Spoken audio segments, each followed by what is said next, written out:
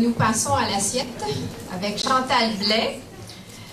Chantal est non seulement nutritionniste, mais elle est également une détentrice d'un baccalauréat en sciences du sport. Elle est responsable du service de nutrition clinique de l'IRCM depuis 1997. Elle est membre de divers comités exécutifs et consultatifs, dont la Société québécoise en lipidologie, nutrition et métabolisme et la Société québécoise d'hypertension artérielle. Et depuis l'an 2000, elle est membre du comité consultatif du programme Visée Santé, que vous voyez des fois sur vos produits alimentaires, le petit Visée Santé, qui est mise de l'avant, ce programme, par la Fondation des maladies du cœur du Canada. Elle a publié récemment 2 beaux guides nutritionnels pour une santé cardiovasculaire en collaboration avec d'autres nutritionnistes. Puis je pense qu'elle est co-responsable ou responsable pour ce beau feuillet qu'on a sur vos tables ce soir, qui vous donne, en résumé, certaines bonnes directives pour mieux manger. Alors, Chantal va nous parler de l'alimentation au cœur du cholestérol. Commençons par le début. Alors, bonsoir à tous. Je vous remercie pour cette belle introduction. Alors, je vous demanderai de ne pas ajuster vos appareils dans les prochaines minutes. Les prochaines minutes ne seront pas de la fiction. Au contraire, j'essaierai de faire un petit peu le tour. Ce qu'on mange influence-t-il notre taux de cholestérol, les problèmes cardiovasculaires? Et c'est au moyen de questions que je vais procéder, en essayant de faire un petit peu le tour sur ce qu'on entend beaucoup parler en clinique, sur comment l'alimentation influence notre cholestérol. Alors, la première question, pourquoi devrais-je me soucier de mon alimentation puisque mon problème de cholestérol est génétique? Bien souvent, les gens sont très contents de me dire qu'on ne peut pas vraiment changer nos habitudes alimentaires, mon problème est génétique.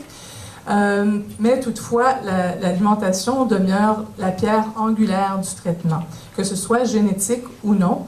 Alors, c'est vraiment l'élément fondamental, c'est vraiment le point de départ pour agir, pour aller chercher les bénéfices au niveau du cholestérol, que ce soit pour prévenir l'athérosclérose, c'est-à-dire le dépôt de cholestérol à l'intérieur des vaisseaux, donc que ce soit pour le prévenir, pour retarder le développement de la maladie, ou même dans certains cas, peut-être pour régresser certaines lésions qui seraient déjà apparentes dans les vaisseaux.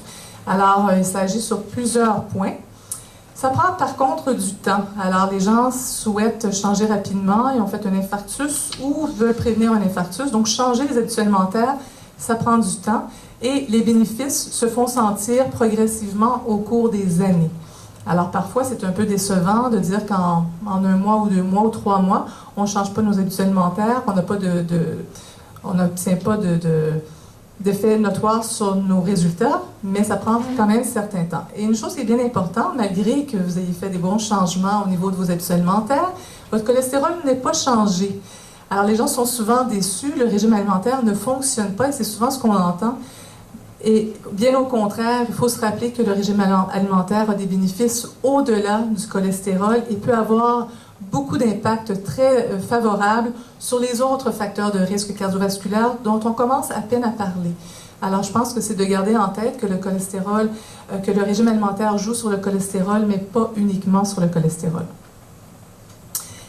Je ne sais pas si vous avez remarqué la dernière diapo du Dr Dufour, il vous a montré le traitement selon les modalités de risque des patients.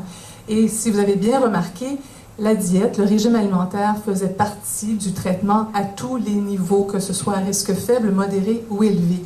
Donc, c'est la base, c'est la pierre angulaire du traitement. Et ce qu'on disait tout à l'heure, c'est qu'il n'est pas rare de voir une amélioration de 10 à 20 % du cholestérol sanguin avec une amélioration des habitudes alimentaires. Et donc, ça peut grandement aider. Mais c'est sûr que tout le monde n'a pas un problème génétique. On n'a pas tous hérité des mauvais gènes de nos parents. Et donc, dans la population, il n'est pas rare de voir la normalisation d'un taux de cholestérol élevé avec une modification, une amélioration des habitudes de vie. Donc, c'est bien important de réaliser qu'il y a une faible proportion des gens qui sont hypercholestérolémiques familiales, donc pour des défauts génétiques. Mais l'alimentation a un rôle à jouer dans la population de façon très importante. Alors, pour les gens qui auraient des problèmes un peu plus marqués, il n'est pas rare encore de voir des baisses de l'ordre de 50 % du taux de cholestérol. Et rappelez-vous que plus le régime alimentaire est suivi et plus l'efficacité des médicaments qu'on vous prescrira sera améliorée. Alors, un autre point à tenir compte, un autre bon point pour le régime alimentaire. Quels sont les aliments contenant du bon cholestérol? C'est souvent posé comme question. Alors, dans les aliments, comme dans le sang, il n'y a pas de bon et de mauvais cholestérol. Alors, le cholestérol alimentaire, Dr Sida vous l'a dit, il est exclusivement d'origine animale. Les aliments qui sont d'origine végétale ne contiennent pas de cholestérol. Il est vrai que le cholestérol alimentaire peut avoir un impact sur le cholestérol sanguin. C'est ce qu'on croyait il y a déjà 20-25 ans avec les premières études cliniques qui ont été amenées. Mais ce qui a surtout un impact sur le cholestérol sanguin, c'est une alimentation qui est riche en gras saturés et en gras trans. Alors, c'est surtout ces deux éléments nutritifs qui sont surtout à surveiller. Par contre, le cholestérol alimentaire a toujours également une place, on le verra dans quelques minutes. Le cholestérol alimentaire, il existe où? Il existe dans les viandes, dans toutes les viandes, dans le gras des viandes, dans les abats, également dans le gras des produits laitiers, dans les œufs, dans certains fruits de mer, dans les crevettes, le crabe, dans tous les poissons, il y a du cholestérol. Alors, ce sont les sources de graisse, de cholestérol qu'on retrouve. Les gras saturés, les gras trans, on les retrouve autant dans le règne animal que végétal. Donc, d'exclure les aliments d'origine animale et de devenir végétarien n'est pas nécessairement la solution. Prochaine question, pouvons-nous manger des œufs à tous les jours? C'est une question qui revient beaucoup. Alors, l'œuf en soi est un excellent aliment qui contient d'excellentes protéines et peu coûteux. Par contre, c'est une source très importante dans le jaune de l'œuf, c'est une source très importante de cholestérol. Et il est vrai qu'il y en a qui peuvent en manger régulièrement sans affecter leur taux de cholestérol. Par contre, il y a des gens dans la population qui sont très sensibles au cholestérol alimentaire qu'ils vont manger et qui peuvent donc augmenter leur cholestérol plasmatique en mangeant des œufs de façon régulière. Mais le problème peut-être le plus important quand on pense aux œufs, c'est que généralement les œufs sont rarement accompagnés seuls. En fait, sont rarement seuls, mangés seuls. Ils sont généralement accompagnés de saucisses, de petites patates rôties, cuites dans le beurre, sur les plaques graisseuses. Et donc, on se retrouve en présence d'une alimentation qui est à la fois riche en cholestérol, mais également riche en gras saturés et en gras trans. Alors, que dois-je regarder sur l'étiquette alimentaire pour diminuer le cholestérol sanguin? Alors, c'est relativement simple. Il faut surtout surveiller ce qu'on appelle les gras saturés et les gras trans.